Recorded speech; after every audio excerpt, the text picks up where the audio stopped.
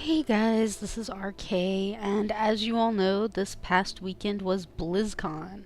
So, for those of you who live under a rock, BlizzCon is a yearly convention that's put on by Blizzard that is entirely about its three main product identities, which are Warcraft, including both the Warcraft strategy games of 1, 2, and 3, and the World of Warcraft MMORPG, StarCraft, which is only an RTS, um, which comes in first and second edition flavors.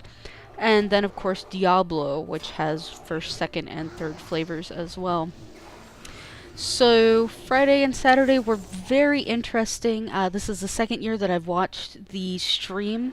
Uh, I will definitely say that this year's stream was much better than last year's. Last year's you had to have the special RayV software installed, and just the opening ceremonies, these servers were so terribly slammed. It was ridiculous. Apparently they didn't have dedicated servers for those who were watching the paid stream versus a live stream, I guess. And it ended up that those of us who had paid for it ended up with lots of chopping, lots of packet loss, lots of just freeze frames. It was terrible. This year was much better. The only real problem that I had with it would be occasionally it would have to pause in order to rebuffer, and then it would double over the audio. Basically, the audio where it was in the buffer would play, as well as the audio where it was live in the stream would play. So if it had a 10-second buffer, which was fairly common, it would be playing things not only right that were playing right then, but also 10 seconds in the past. So that was really irritating, although a quick F5 for a reload tended to fix it. And then, of course, the video on demand after the stream is all screwed up for the panel stage on Friday. The reason for it, from what I can tell, is the fact that when they cut the videos, they did not take into account the hour and a half of the opening ceremonies and the pre-show before the opening ceremonies. So everything is off time-wise by an hour and a half in the video on demand cuts for the panel stage, because the panel stage didn't have anything going on it during all of this stuff. So hopefully they'll get that fixed. Basically what it means is that panels are starting in the middle of other described panels, and then it's breaking, and you're missing 15 minutes of it, because technically that's the time, or the time break between the panels, because everything's off by an hour and a half. It's kind of ridiculous, so hopefully they'll get that fixed. Beside my babbling about the BlizzCon stream, there were a metric ass ton of announcements at this BlizzCon. So last year was relatively mundane, honestly, as far as the announcements went. We did find out about the Demon Hunter as the final class for Diablo 3. And that was really the only major announcement. But this year we got a ton of new information. There was a lot of information about the new, Heart of the Swarm, the new expansion for StarCraft 2. Tons of new information there. They had a lot of expanded information on Diablo 3 as far as what the collector's edition box is going. They had the box art for normal and collector's edition. They also had the contents of the collector's edition listed, as well as this new annual pass thing. I forget the exact name of it now. That basically gives World of Warcraft addicts access to Diablo 3 for free. So that was the big announcements for Diablo 3, but the show stealer was the announcement of the new expansion, which is called Mists of Pandaria. Now, ironically, some time ago, somebody who knows how to snoop the interwebs very well discovered that Blizzard had put in, I believe it was either a trademark or a copyright notice for something called Mists of Pandaria. And it was coded in the same way that they've coded past expansions, so everybody was like, oh, sweet, we're going to be getting pandas for the next expansion. So it was already leaked, but Blizzard came out and said, no, sorry, your information is wrong, this is actually a book. It's not the new expansion, it's a book. Well, apparently they lied to us, because it is the expansion. Maybe they're going to have a book named after it as well. I don't know, but it definitely is the expansion. So Mists of Pandaria is going to be presenting 5 more levels, a brand new continent, a brand new race that is technically, I guess, what you would call neutral, in that you get to pick which faction you decide to belong to at level 10, and that is the Pandarin. Or Pandaren, I guess. I'm not sure which is the official pronunciation. But when you level your Pandaren or Pandaren, you will level up to 10, and then at level 10 you get to choose whether you go Alliance or you go Horde. And they're also bringing out the Monk class, and this is an interesting class. It's going to be very similar to Paladins in that it has both a tanking spec, a healing spec, and a melee DPS spec. And they're going to wear leather, which means that they're going to be giving rogues and druids especially a run for their money gear-wise, which is fine. It's actually really nice to see somebody that's going to be able to use agility staves, just like the druids, so maybe we'll get, a few more options, especially now that hunters won't be using staves at all. They will only be using bows. So, I guess crossbows and regular longbows and guns. So, we do need somebody that we can share with. So that's really nice. I'm assuming that this means gone are the days of seeing agility polearms, though, because all of the other polearm users, which are basically Death Knights and Warriors, are strength-based, not agility-based. They don't want agility. Bears don't want strength, or cats for that matter. So you've got only one class that can use agility polearm, so I think that those will be very, very few and far between, if they even bother at all with that, which is fine. Agility staves, and we still have maces. I don't know if the Pandaren will be able to use two-handed maces. It looks like they'll definitely be using one-handers. So it's not gonna be that bad, I don't think. One more person that we have to share agility gear with, I guess. So that's kind of exciting.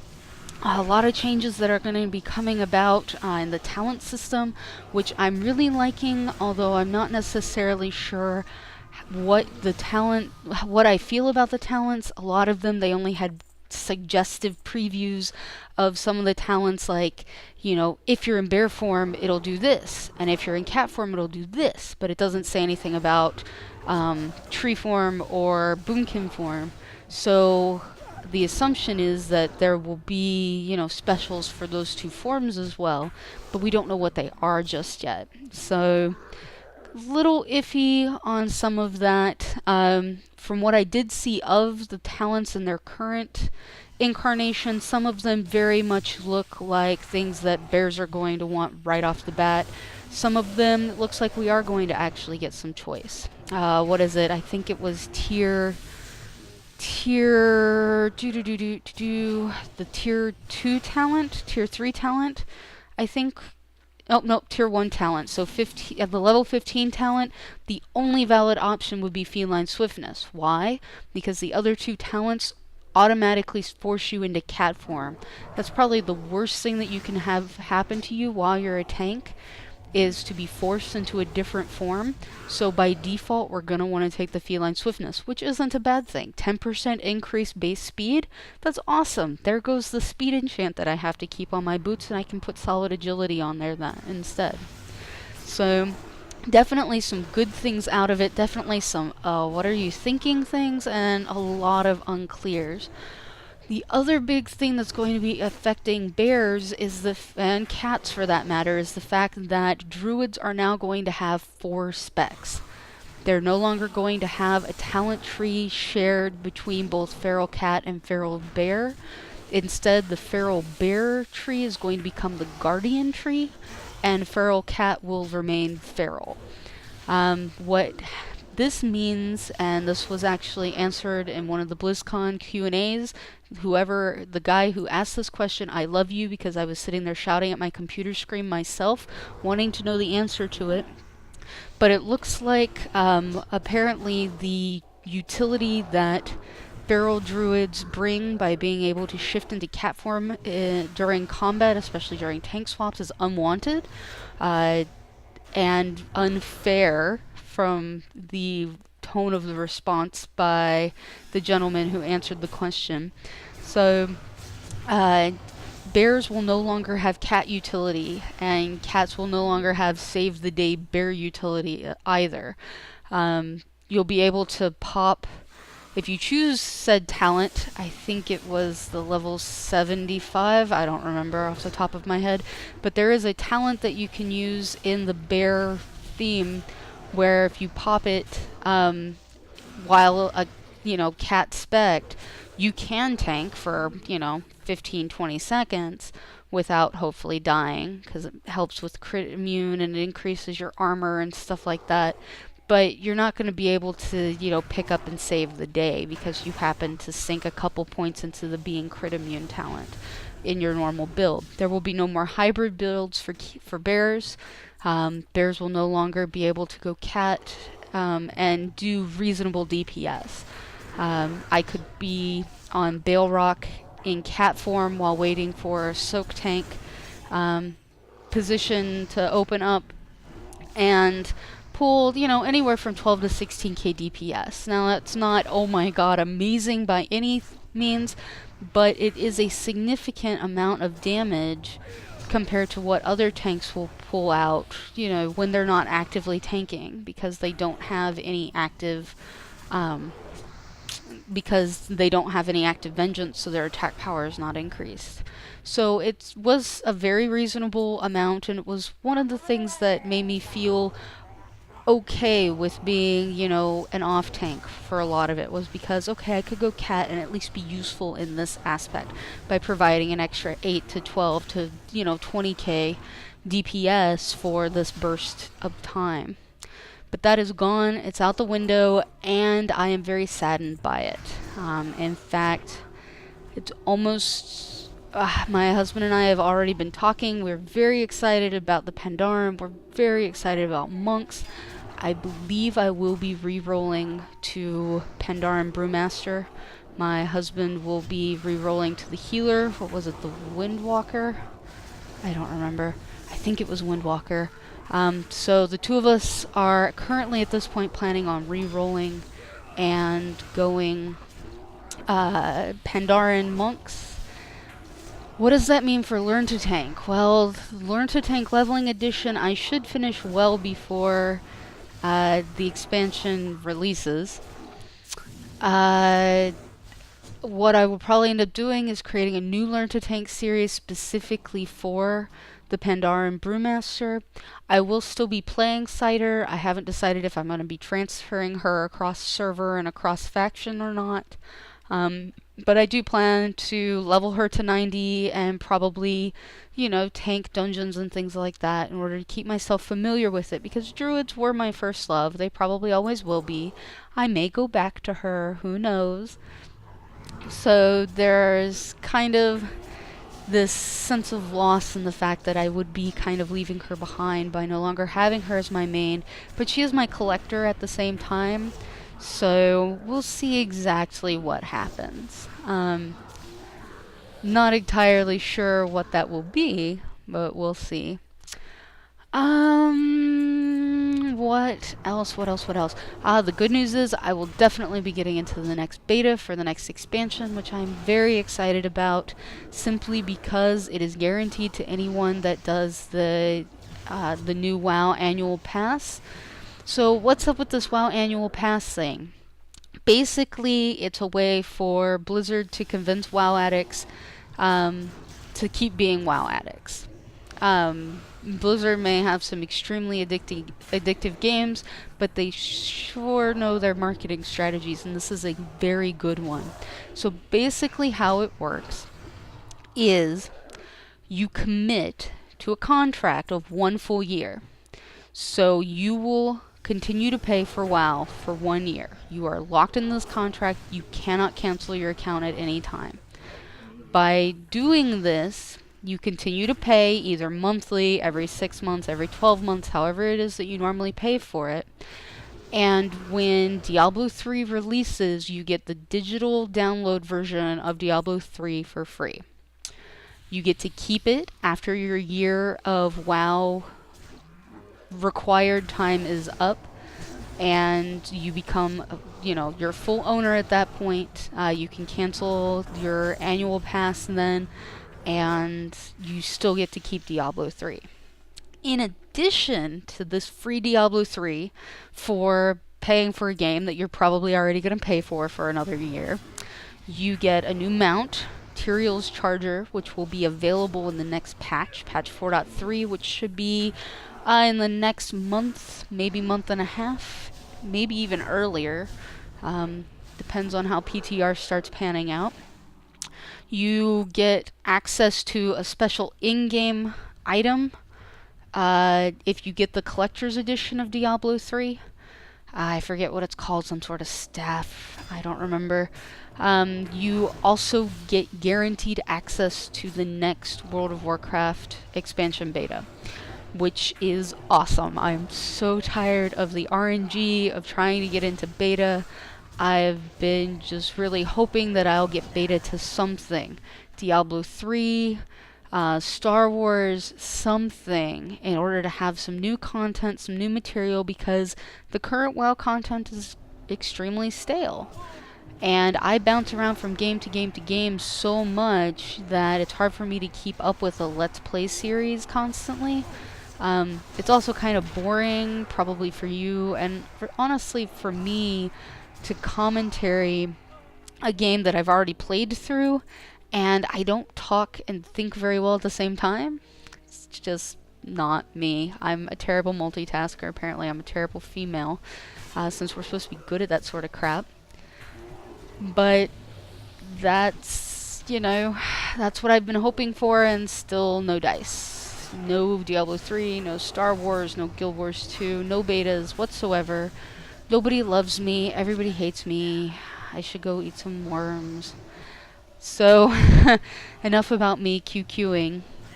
I now will have guaranteed access to the next expansion's beta, which is exciting. I have a lot of things that I want to be able to check out. I'm not so sure about the Pokemon battles, but I definitely am going to be interested in testing out, the new Pandaren stuff, the new Monk stuff, and of course the new 85 to 90 content. Hopefully we'll be able to get a perma group of us going that will be able to do some dungeons and get those videoed so people will know what to expect. Just some really exciting stuff there. For those of us that are Diablo addicts and plan on getting the Diablo Collector's Edition, the good news is the money that you pay toward the Collector's Edition will be credited in the form of 4 months of game time toward paying off your 1-year commitment. So instead of paying for 12 months, you'll only have to pay for 8 months, which is pretty freaking cool, and probably a good thing. Considering I don't know if I'll be able to, stick with WoW for more than 8 months. But we'll see what happens.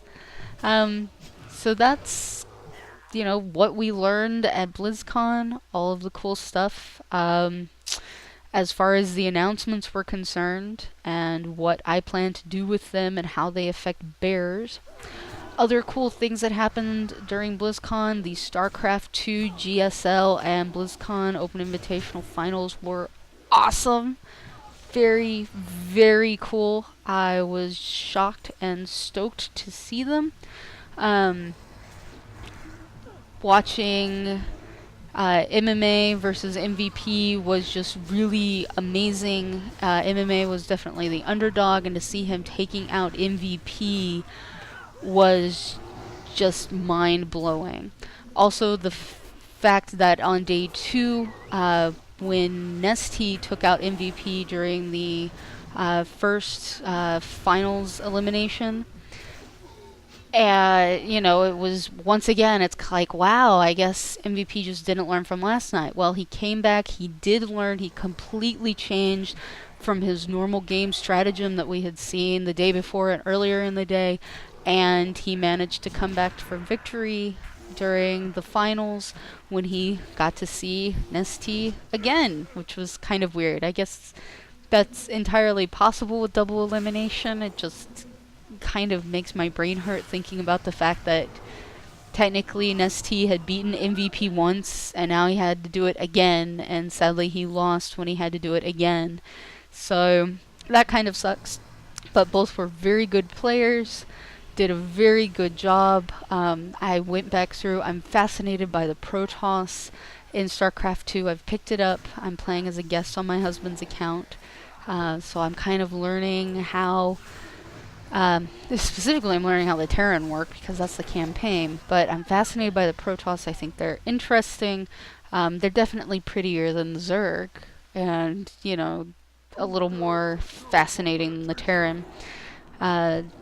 And so I'm kind of learning through that, and I went back through and I watched Naniwa and his Protoss forces during the few videos that were still available on VOD, which were only 2 of them, sadly, out of the 5 that he played. I think he played 5 rounds before being eliminated completely, and you know, it was just really cool watching his play. So I was really excited seeing Naniwa.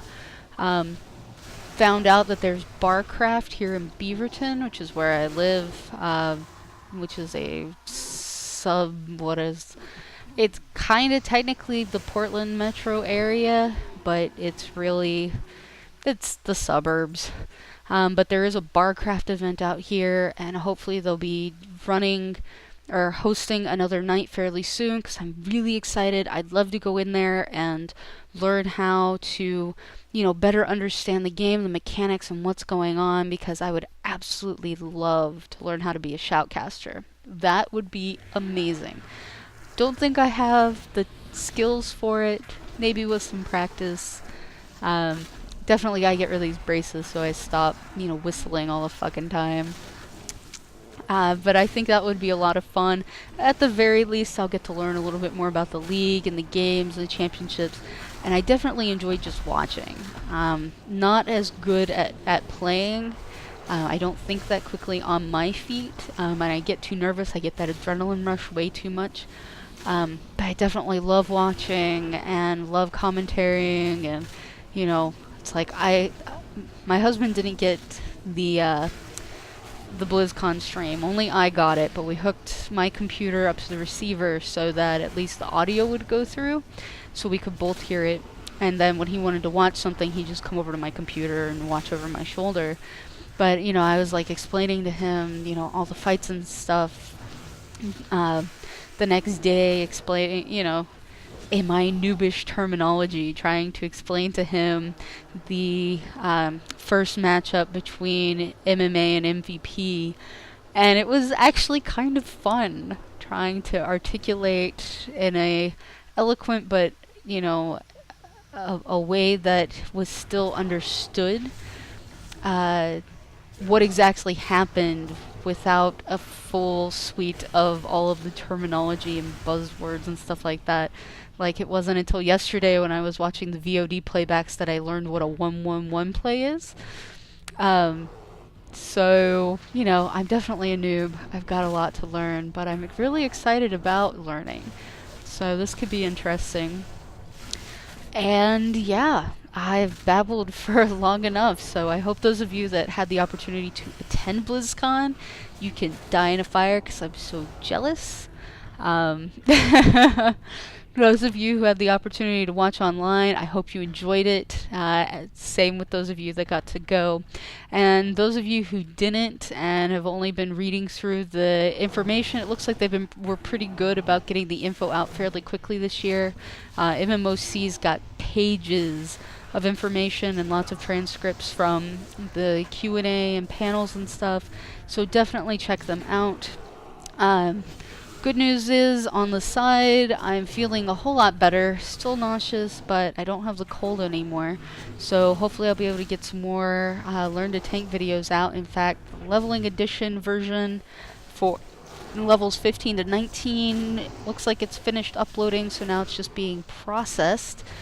So check that out if you're planning on starting a new baby feral druid and want some tips and tricks on how to handle dungeons at lower levels and what steps you should be learning along the way. Anyhow, I'm gonna split, so until next time, guys, take care.